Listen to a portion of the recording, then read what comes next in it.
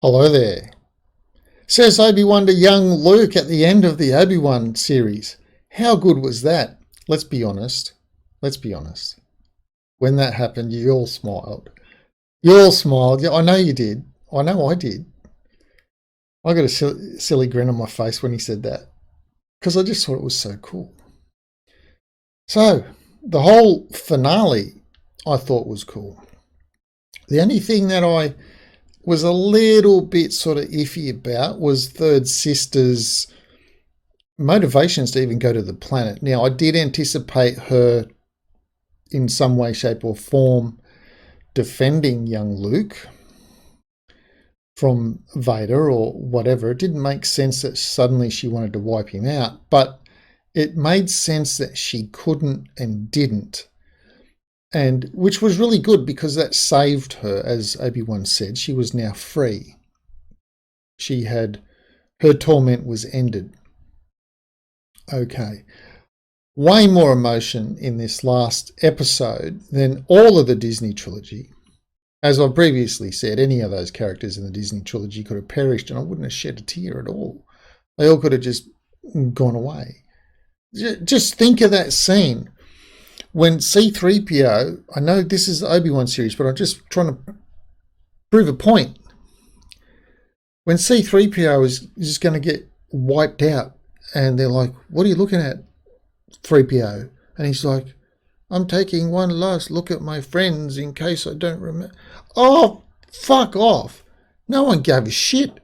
3PO, you don't know these people. You've known these people for 5 seconds. None of them are your friends. Han's not there, Luke's not there, Leia's not there.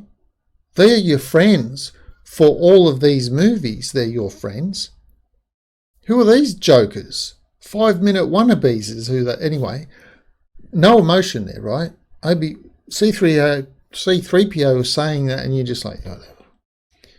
Finn's running around just screaming Rey and you don't care. Rey could perish, who cares? Kylo, we see him for 3 movies, he dies. And you just go, yeah. Whatever. Rey dies, the hero. Whatever. Doesn't matter. Who cares? Doesn't matter. But in this last episode, those little emotional bits and pieces, the parting of Leia, the emotion with that parting of Leia thing was so good. When Obi-Wan and Owen are talking, hey, do you want to meet Luke? And what was really good about that is it closed plot holes. Because in episode 4, A New Hope, Ben stumbles upon Luke and Luke wakes up and looks at him strange, like, Ben? Like, why would Luke know Ben? Especially after Owen says that old wizard, I don't know if he's even alive anymore. So that indicates it's been a massive long time since they've seen each other. So how did Luke know Ben? Because he gave him the little toy. So it was a good close of the plot hole. Why? Why did Obi-Wan call Vader Darth? Why not Anakin in episode 4? Right, this seemingly was a plot hole. Why did Darth Vader kill Anakin? That's not from a certain point of view. A seeming plot hole. When we last left, I was the master, you were the master, and I was the student. And yet we know how ferocious Vader is. We've seen that. And, of course, we think, well, okay. So when Obi-Wan chops him up, it's like, well, that's a long time. But once the Obi-Wan series comes out, then we go, well, hang on a second. We know they're going to have to meet. Which means Obi-Wan needs to get it over Vader again. And we've just seen how powerful Vader is. And we've just seen how weak Obi-Wan is. But, like I said, I always had this feeling at each encounter his powers were getting stronger. And, of course, they became very strong. And Vader even said, your powers are fully back, but you still have your weakness. Whatever that is, love for humans or something, I guess. But then Vader pummeled him with the rocks, put him in the hole, pummeled him with the rocks. But then Obi-Wan drew from even more strength and absolutely kicked ass. How good was that rock scene? just standing there, and all the rocks are just going boom, boom, boom, at Vader, and Vader's just like cowering from all these rocks. And then Obi-Wan just slices him up, smashes his respirator, chops his back, splits open his helmet. Still can't kill his friend, though. No one dies in Disney Star Wars, remember that.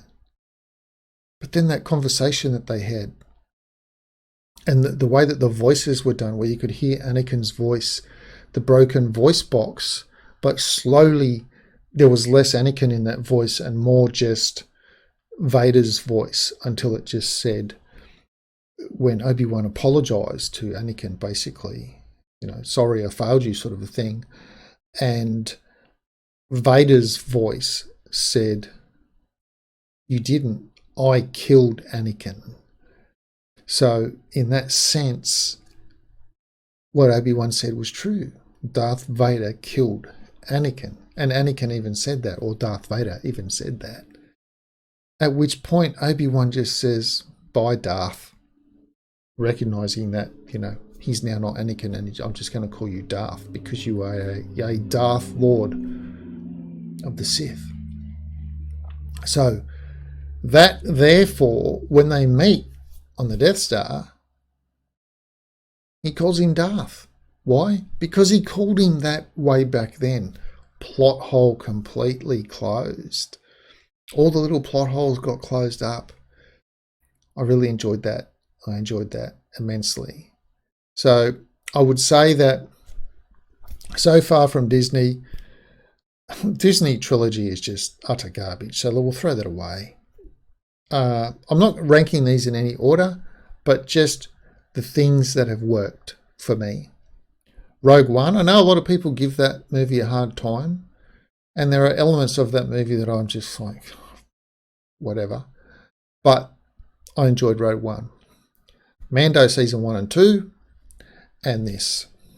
I liked it, and I thought it was good closure, and explained why Ben wasn't in Luke's life the whole time, and a whole bunch of other aspects. So, and I did like that. Are you sure your feelings are clear on this matter? As they were, as the Emperor had said that to him about Luke in episode 6. I thought, oh, that's a good thing. And of course, to finish off with hello there we were all waiting for that, and they just put a good smile on their face. Anyway, that's my take on the last episode, and overall, the series, I did enjoy it. Let me know what you think in the comments below.